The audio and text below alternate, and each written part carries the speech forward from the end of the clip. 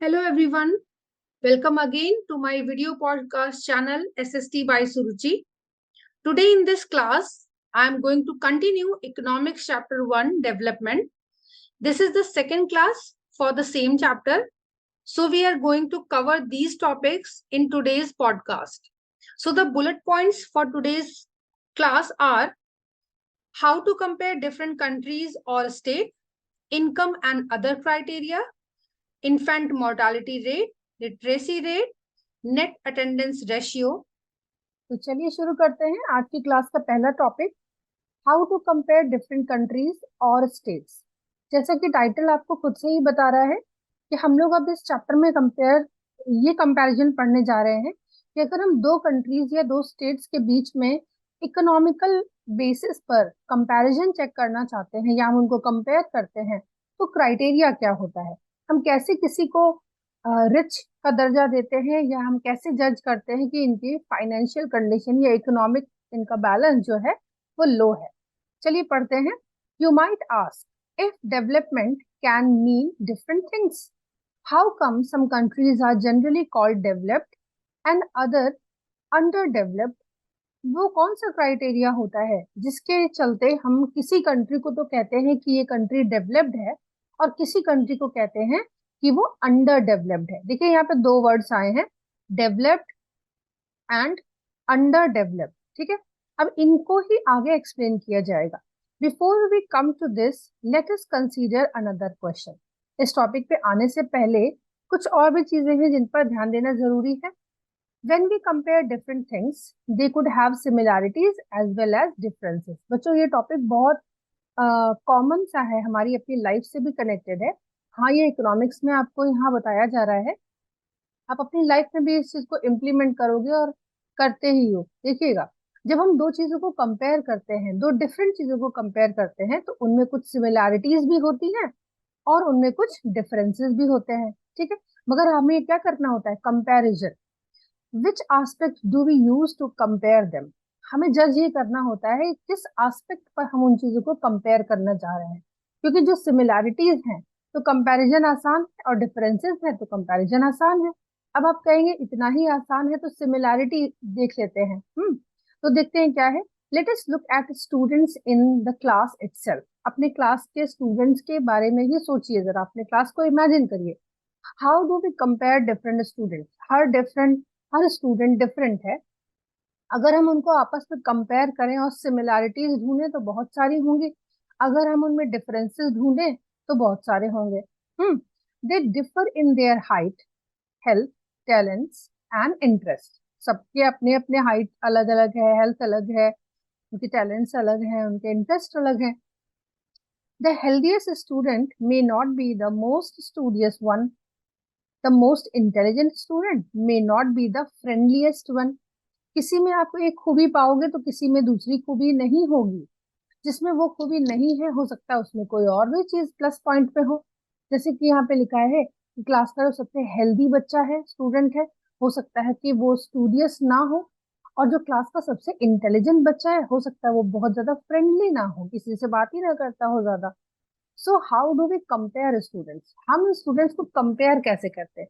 कुछ अच्छाइयाँ होती हैं और कुछ बुराइयां। एक बुराइयां वर्ड तो कहना थोड़ा सा सही नहीं होगा, कह सकते हैं कि कुछ प्लस पॉइंट्स होते हैं उनके, कुछ माइनस पॉइंट्स होते हैं। तो ऐसी सिचुएशन में हम बच्चों को या स्टूडेंट्स को कंपेयर कैसे करें। The criterion we may use depends on the purpose of the comparison. अब यहाँ पे ध्यान दिया जाता है कि जिस पर्पस से हम कंपैरिजन कर रहे हैं वो पर्पस पहले क्लियर होना चाहिए। जैसे कि अगर हम बच्चे को एकेडमिक्स पर जज कर रहे हैं, ठीक है, तो हम उसके एकेडमिक्स पर उसको डिस्कस करेंगे कि उसके भाई मार्क्स कैसे हैं, वो वर्क कैसा करता है। ठीक है, अगर हम उसको स्पोर्ट्स के बेसिस पे जज कर रहे हैं तब हम उसकी फिजिकल स्ट्रेंथ, उसकी इंटरेस्ट, कौन से गेम में या स्पोर्ट में उसका इंटरेस्ट है। ठीक है, तो यहाँ पे ये चीज ध्यान देनी पड़ेगी। क्राइटेरिया में सबसे इंपॉर्टेंट चीज क्या है, द पर्पस ऑफ कंपैरिजन। ठीक है, the purpose of comparison important है। We use different criterion to choose a sports team, a debate team, a music team और a team to organise a picnic. देखिए, वही बात है कि जब हमने बच्चों को कंपेयर किया है तो हमें सबकी खूबियां पता चलती है। कोई म्यूजिक में यानी सिंगिंग में अच्छा है, कोई अच्छा मैनेजर है यानी ऑर्गेनाइज अच्छा करता है, कोई डिबेट में अच्छा है, कोई स्पोर्ट्स में अच्छा है। अब हम स्पोर्ट्स में अच्छे बच्चे को, जरूरी नहीं है कि वो बच्चा स्पोर्ट्स में बहुत अच्छा है तो हमने उसको म्यूजिक में भी डाल दिया, हमने उसको टीम मैनेज करने के लिए डाल दिया, हमने उसी को डिबेट में भेज दिया। हो सकता है दूसरा बच्चा हो। तो यही क्राइटेरियाज होते हैं, पर्पस देखा जाता है। आपके पर्पस के अकॉर्डिंग आप उसमें जो है टैलेंट्स को देखते हैं। Still, if for some purpose we have to choose the criterion for the all-round progress of children in the class, how shall we do it? यहाँ तो हम लोगों ने बात करी कि डिफरेंट डिफरेंट क्राइटेरियाज या डिफरेंट डिफरेंट फील्ड्स में अगर हमें जज करना है तो आसान है भाई। स्पोर्ट्स में अच्छा कौन है, ये है। स्टडीज में अच्छा कौन है, ये है। फ्रेंडली ज्यादा कौन है, ये है। बट अगर हम एक क्लास का ऑल राउंड प्रोग्रेस चार्ट बनाना चाहते हैं बच्चों के लिए, तो हम उसके लिए क्राइटेरिया क्या रखेंगे, किस बेसिस पर हम उस चीज को चेक करते हैं? Usually we take one or more important characteristics of persons and compare them based on these characteristics. जैसे आपने अपना रिपोर्ट कार्ड देखा होगा, प्रीवियस क्लास का रिपोर्ट कार्ड देखा होगा, कि उस रिपोर्ट कार्ड में आपके एकेडमिक्स डिस्कस किए जाते हैं, आपका डिसिप्लिन डिस्कस किया जाता है, उसमें आपके कुछ डिटेल्स भी लिखे होते हैं, आपके लिए टीचर ने कॉम्प्लीमेंट दिया होता है ना, और उसमें आपके स्पोर्ट्स के बारे में भी लिखा होता है, आप कितने इंटरेस्टेड रहते हैं, आपके प्रैक्टिकल सब्जेक्ट्स के बारे में लिखा होता है, आपके रिटन सब्जेक्ट्स के बारे में लिखा होता है। यानी कि जब हम ओवरऑल प्रोग्रेस किसी की चेक करते हैं तो उसके जो वन और मोर इम्पॉर्टेंट क्राइटेरिया होते हैं जो सब बच्चों के लिए कॉमन है। भाई स्कूल आए हैं तो आप पढ़ने के लिए हैं, दैट मीन्स आप सबका एकेडमिक चेक होगा। स्कूल आपको स्पोर्ट्स कराता है, दैट मीन्स आपको स्पोर्ट्स पे जज किया जाएगा, आप कितने इंटरेस्टेड है। स्कूल आपको को करिकुलर एक्टिविटी कराता है। यानी कुछ क्राइटेरिया हम ओवरऑल क्रिएट करते हैं जिनके बेसिस पर हम उन स्टूडेंट्स को या पर्सन्स को जज करते हैं उन पर्टिकुलर क्राइटेरिया पे। आप सपोज करो कि हमें कंट्रीज को जज करना है। हमने टॉपिक ले लिया कि हर कंट्री में कुछ कॉमन क्या होता है। कंट्री में होता है उसकी पॉपुलेशन स्ट्रेंथ कितनी है, कंट्री में उसकी इकोनॉमिक अर्निंग कितनी है, वो कितना एक्सपोर्ट कर रहा है, कितना इंपोर्ट कर रहा है, उसके लोग खुश है कि नहीं, लोग हेल्दी है कि नहीं, लोग एजुकेटेड है कि नहीं। देखो ये जो भी वर्ड्स मैं बोल रही हूँ ये सब कॉमन वर्ड्स है जिनके बेसिस पर हम किसी को चेक करते हैं, कंपेयर करते हैं। अब जब इन क्राइटेरियाज पे हमने चेक किया तो पाया कि अच्छा, अमेरिका के एजुकेशन किसी अफ्रीका की सिस्टम, किसी पिछड़े हुए इलाके से तो बेहतर है, ठीक है। या वहाँ का मेडिकल फैसिलिटीज किसी जगह की अच्छी है, इनकम लोगों की अच्छी है। तो क्राइटेरिया में जिसके ऊपर भी सबसे ज्यादा प्लस पॉइंट्स आते जाते हैं हम उसको कैटेगरी में ऊपर की तरफ फॉरवर्ड करते जाते हैं, ठीक है। मैं ये लाइन दोबारा पढ़ती हूँ जिससे आपको ये अच्छे से समझ में आ जाए। क्लास का एग्जांपल लिया गया था बट ये सब पे इम्प्लीमेंट होता है। यूजुअली वी टेक वन और more important characteristics of persons and compare them based on these characteristics. Of course, there can be differences about what are important characteristics that should form the basis of comparison. Friendliness, the spirit of cooperation, creativity और marks secured. अगर students की ही बात करें, उस example को लेके चले तो क्राइटेरिया सबके अलग अलग होंगे। फ्रेंडलीनेस में कोई ज्यादा होगा कोई कम होगा, कोई कॉपरेशन में ज्यादा होगा कोई कम होगा, कोई क्रिएटिविटी में कम होगा कोई ज्यादा होगा, कोई हो सकता है क्रिएटिविटी हो ही ना ज्यादा उसके अंदर, है ना, या कितने मार्क्स किसने सिक्योर किए हैं। ये बेसिक क्राइटेरियाज है। This is true of development too. अब किसी भी कंट्री के डेवलपमेंट के लिए भी ये बात सही साबित होती है। फॉर कंपेयरिंग कंट्रीज, जब यहाँ से हमारा मेन टॉपिक शुरू होता है, अभी तो एग्जाम्पल चल रहा था स्कूल और क्लास, ठीक है। किसी कंट्री को या बहुत सारी कंट्रीज को आपस में कंपेयर करने के लिए their income is considered to be one of the most important attribute. किस चीज को सबसे ज्यादा इंपॉर्टेंस दी गई है? देयर इनकम, ठीक है। ये चीज याद रखिएगा, ये एग्जाम्पल में आएगा। कंट्रीज को आपस में कंपेयर करने के लिए सबसे इंपॉर्टेंट जिस चीज को माना गया है वो क्या है? इनकम, ठीक है। मैं इसको हाईलाइट करती चल रही हूँ साथ साथ में। ठीक है, अब देखते हैं उसके बेसिस पे क्या करते हैं.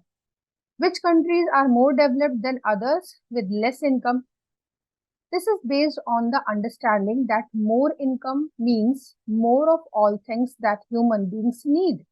जब हम सिर्फ इनकम पे किसी कंट्री को चेक करते हैं तो हमारा एक बिल्कुल बेसिक सा आइडिया होता है कि किसी कंट्री के पास इनकम अच्छी है, इसका मतलब है ह्यूमन बींग्स जो यहाँ पे रह रहे हैं उनकी नीड्स ज्यादा से ज्यादा पूरी हो रही हैं.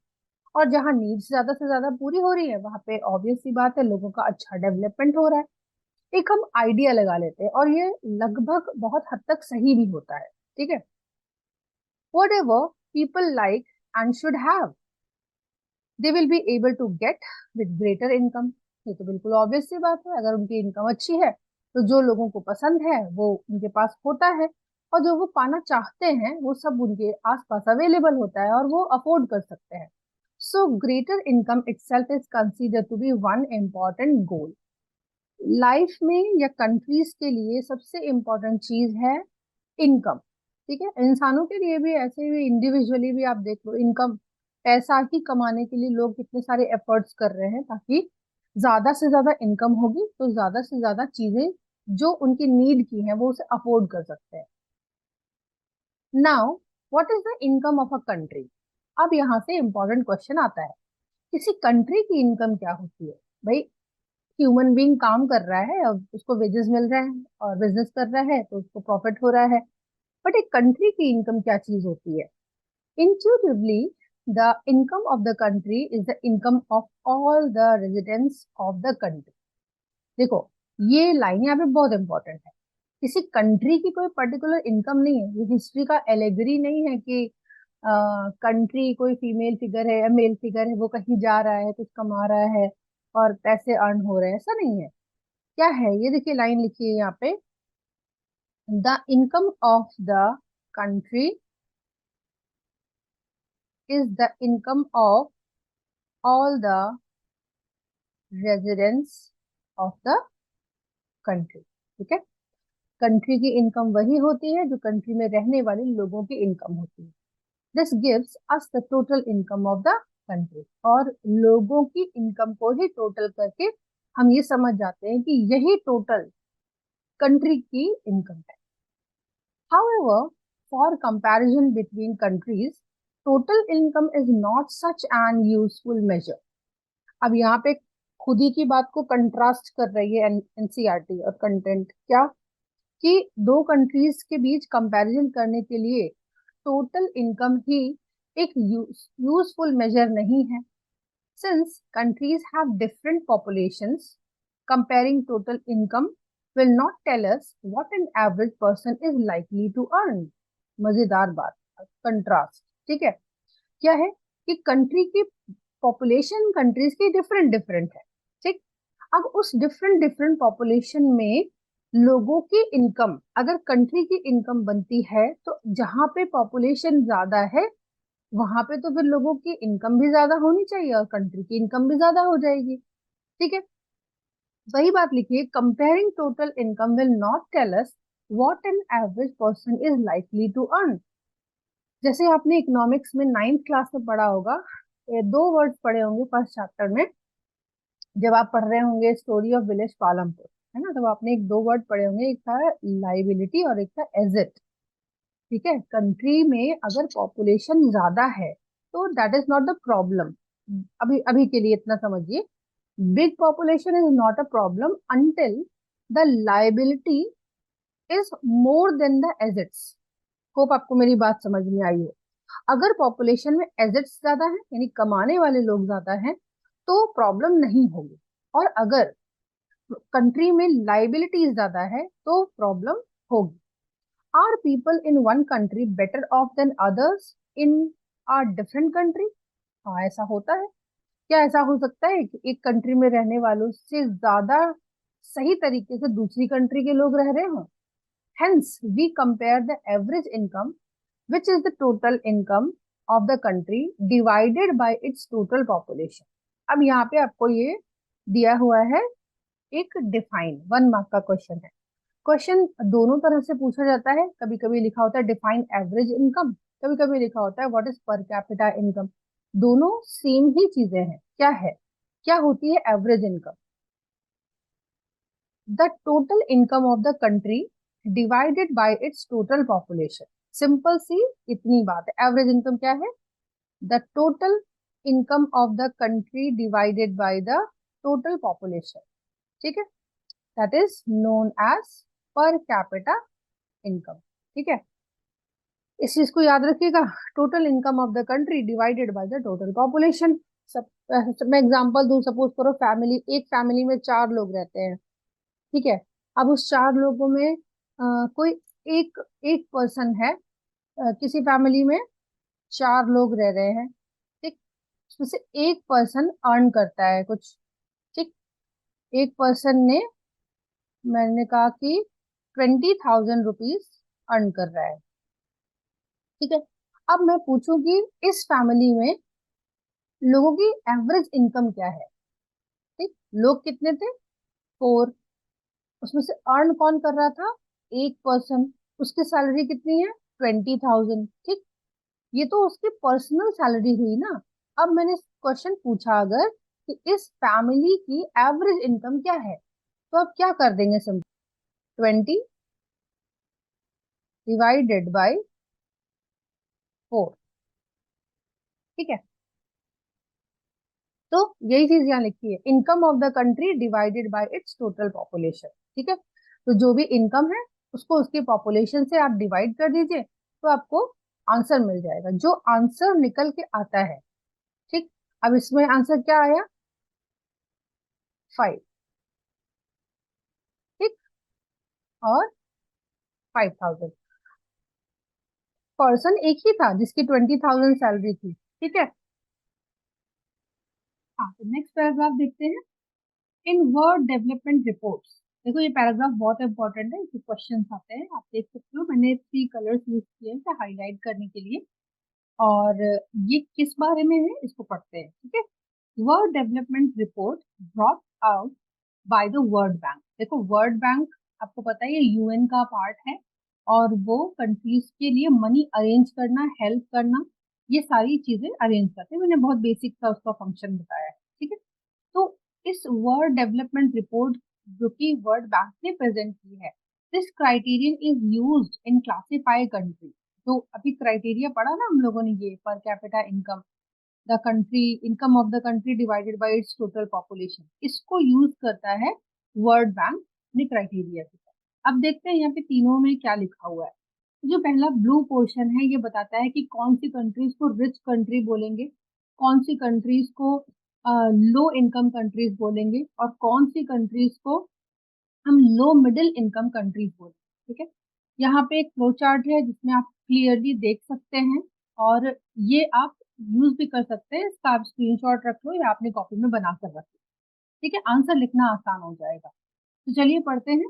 कंट्रीज विद पर capita income of US dollar 12,616 per annum and above in 2012 are called rich countries। देखो थोड़ा डेटा ओल्ड ईयर का है, इस पे आप टेंशन मत लीजिएगा, यहाँ पे आपको केवल समझाने वाली बात कही गई है, इसलिए जो भी डेटा मेरे पास पीडीएफ में है उसी से मैं आपको उस चीज को समझा रही हूँ। यहाँ पे रिच कंट्री का टैग इसे दिया गया है वर्ल्ड बैंक की तरफ से। जिस भी कंट्री की पर capita income 12,616 US dollar per annum है। पर एनम का मतलब होता है पर ईयर, एनम मतलब एनुअल, एनुअल इनकम।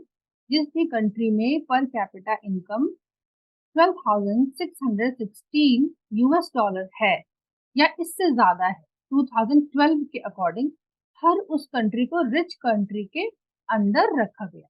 ठीक है, दूसरा क्राइटेरिया क्या है?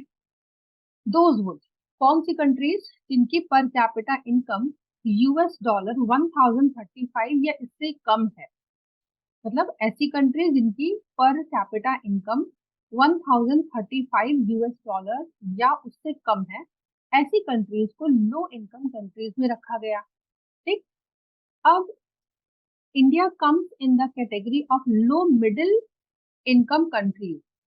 लो मिडिल इनकम कंट्रीज एक तरह से कह लो कि लो इनकम से ऊपर है और रिच कंट्री के टैग से नीचे है, ठीक है, बिकॉज इट्स पर capita income in 2012 was just $1,530 per annum.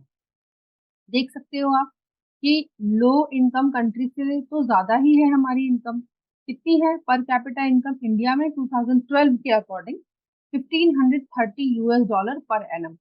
क्या हम रिच कंट्री को कहीं भी टच भी कर पा रहे हैं? बिल्कुल भी नहीं कर पा रहे, ठीक है। तो ये जो तीन क्राइटेरियाज, दो क्राइटेरिया हैं बेसिकली, इसमें इंडिया इन दोनों क्राइटेरियाज के बीच में लाई करता है, ठीक है।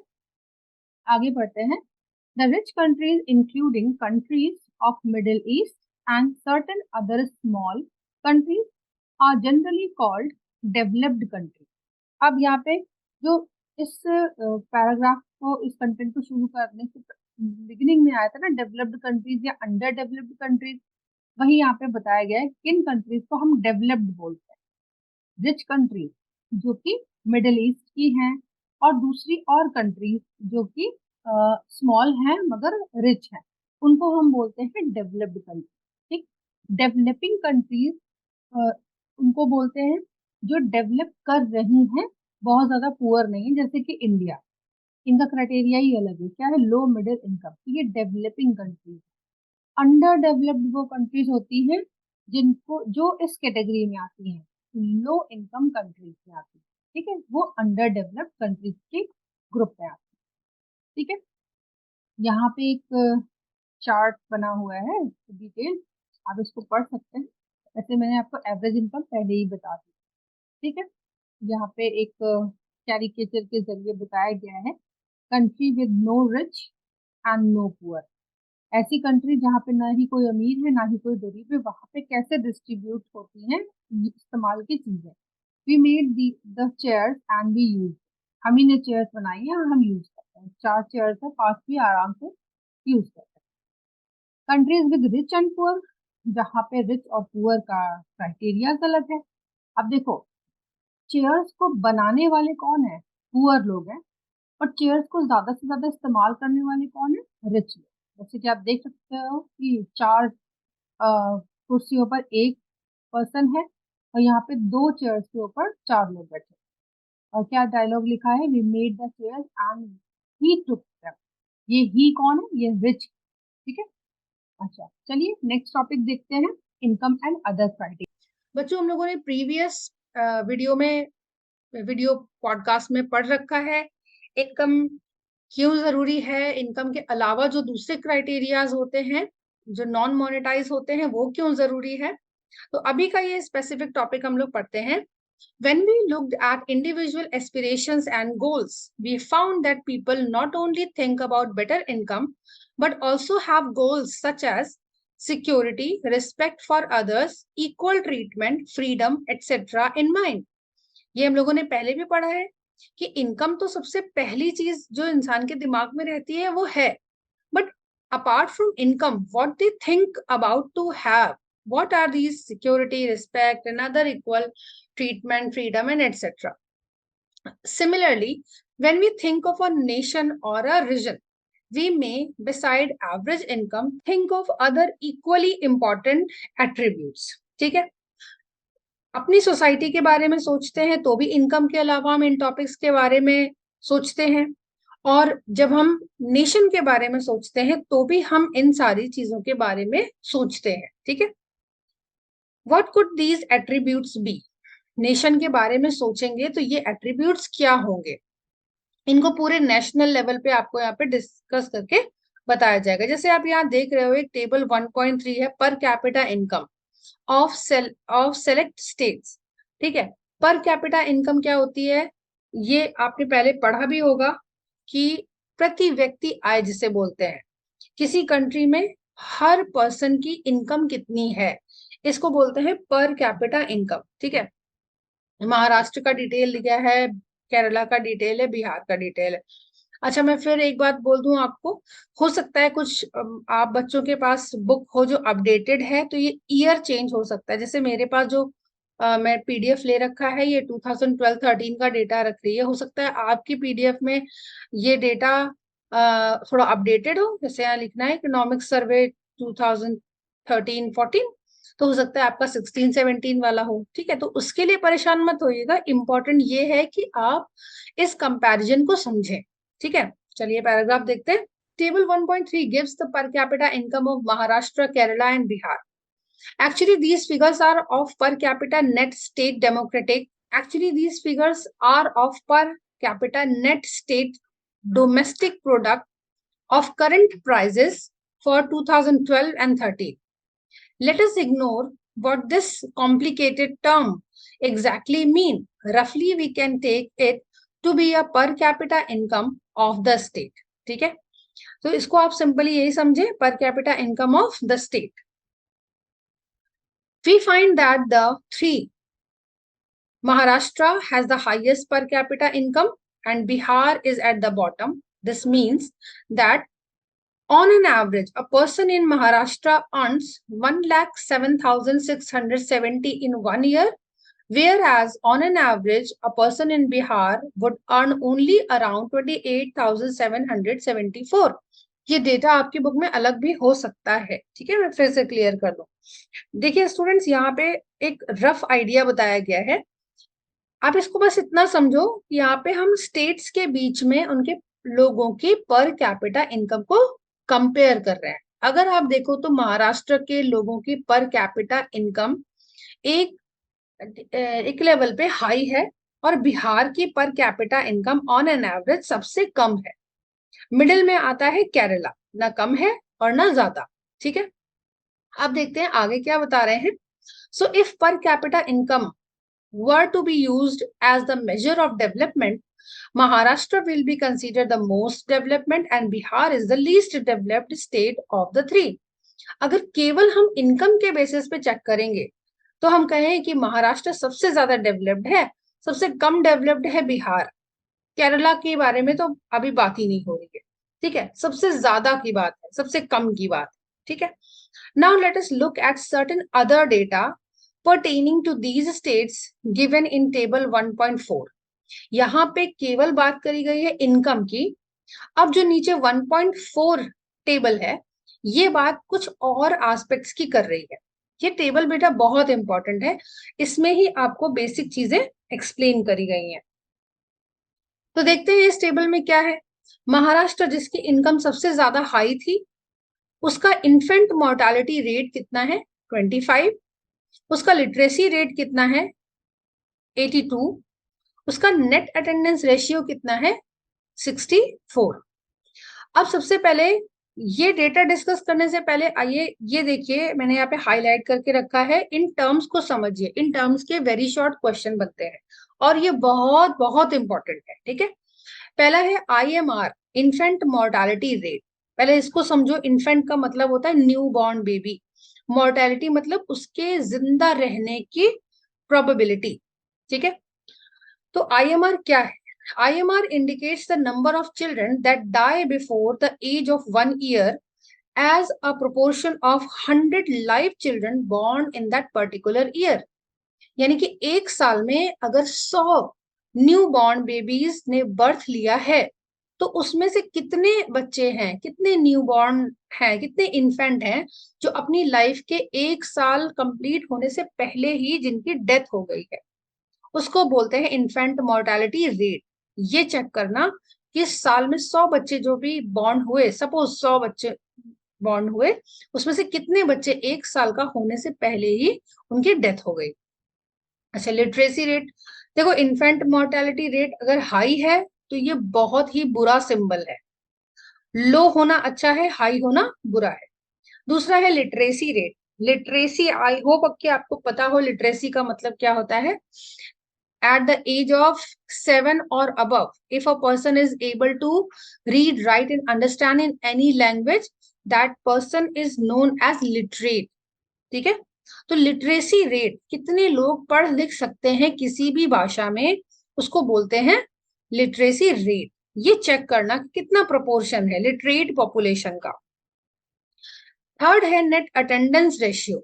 ठीक है, अभी अटेंडेंस की बात है तो उसको स्कूल से जोड़कर समझ लीजिए कि कितने बच्चों का एडमिशन अपने नियर बाय स्कूल्स में हो रखा है और कितने बच्चे जितना का एडमिशन है क्या उनमें से कितने बच्चे स्कूल को अटेंड कर रहे हैं, क्लासेस को अटेंड कर रहे हैं, ये चेक करना।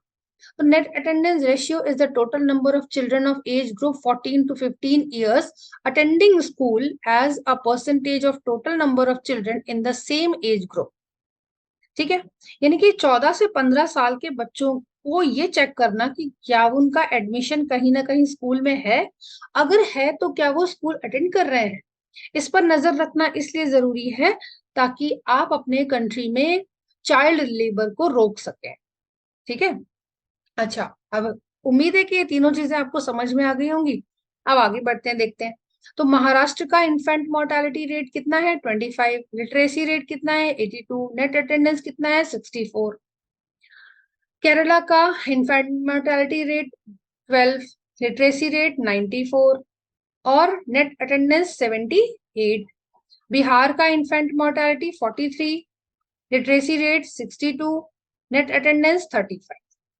अगर हम इनकम के अलावा चेक करें तो ऊपर इनकम के बेसिस पर केरला की तो कहीं बात ही नहीं करी गई। हाई में बात करी गई महाराष्ट्र की, लो में बात करी गई Bihar.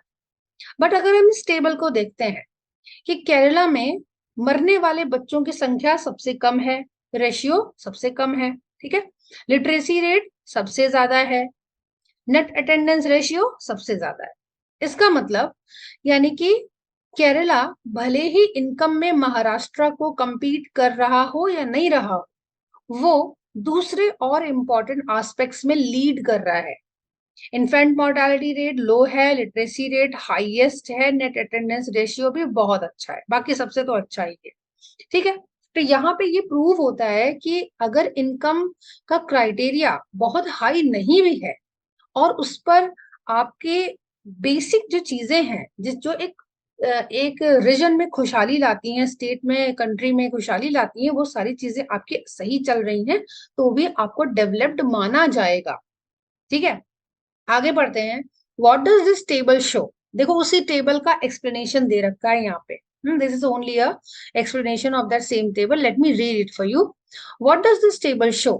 The first column of the table shows that in Kerala, out of 1,000 children born, 12 die before completing 1 year of age. Only 12 children are dying out of 1,000. But in Maharashtra, the proportion of children dying within 1 year of birth is 25, which is more than double. On the other hand, the per capita income of Maharashtra is more than that of Kerala, as shown in the table 1.3. Just think of how dear you are to your parents. अगर केवल infant mortality rate पर ही बात की जाए तो एक thought आपके mind में आना चाहिए। Just think how dear, how loving, how loved you are to your parents. Think of how everyone is so happy when a child is born. Now try to think the parents whose children die before they even celebrate their first birthday. So if that death rate of the infants are low, then the people are happier. This is the only significance they are giving by comparing this data. How painful it must be to be these parents. Next, note the year to which this data pertains. It is 2012, so we are not talking of old times. Because this data belongs to the recent years, so that data is not belonging to the history or old times. So if in new times we are just letting the children die with some deficiencies, it is a very pathetic situation for the country. It is more than 65 years after independence when our metro towns are full of high-rise buildings and shopping malls. So if the society and the country is that much developed, and even though we are not able to make the infants living in the world, the problem does not end with infant mortality rate. यहाँ पे केवल infant mortality rate नहीं है, और भी चीजें हैं जिसको डिस्कस करना जरूरी है। The last column of table 1.4 shows around 2/3 of children aged 14 to 15 in Bihar are not attending school beyond class 8. ये तो horrible situation है कि 14-15 years के बच्चे क्लास 8 के बाद बिहार में अपनी स्टडीज को कंटिन्यू ही नहीं कर रहे हैं, स्कूल ही नहीं अटेंड कर रहे हैं। This means that if you want to school in Bihar, more than 2/3 of your class would be missing. ठीक है, आप नाइन्थ कंटिन्यू कर रहे हो, आप देखोगे 2/3 आपके क्लासमेट्स गायब है नाइन्थ में, क्योंकि एट्थ के बाद वो पढ़ाई नहीं कर रहे हैं, कंटिन्यू नहीं कर रहे हैं. Those who could have been in school are not there. If this had happened to you, you would not be able to read what you are reading now. अगर एट्थ में पढ़ाई छोड़ देते आप, तो क्या ये चैप्टर की ये लाइन आप पढ़ पा रहे होते? बिल्कुल नहीं. ठीक है. So students, this is it for today's class. Hope my lectures are helping you well. See you then in the next video and we'll complete the chapter. Till then, like, subscribe and share the video with those who need it. Okay then, goodbye everyone. Take care.